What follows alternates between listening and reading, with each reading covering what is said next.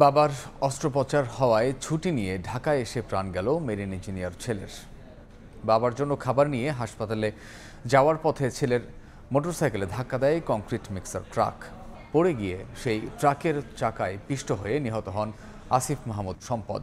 প্রাণ হারান বাইকের চালক বিশ্ববিদ্যালয়ের শিক্ষার্থী। মর্মান্তিক এই ঘটনা ঘটেছে রাজধানীর কাকলী মোড়ে। রাজধানীর উত্তরার হাসপাতালে বাবার ব্রেন টিউমারের অস্ত্রোপচার হয়েছে 2 দিন আগে, তাই ছুটি নিয়ে ঢাকা এসেছিলেন মেরিন ইঞ্জিনিয়ার আসিফ মাহমুদ সম্পদ।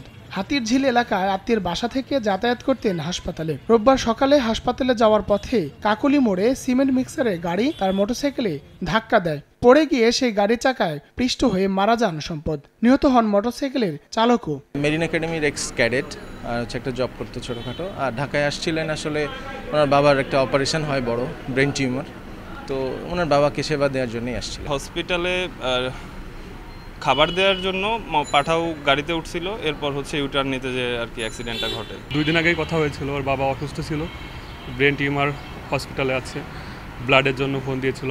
এরপর আমি বললাম যে আমার কাছে চলে আসিস থাকার জন্য, ও আর আসলো না। বাইক চালক আশফাকুর রহমান চাকরি খোঁজার পাশাপাশি মোটরসাইকেল রাইড শেয়ার করতেন।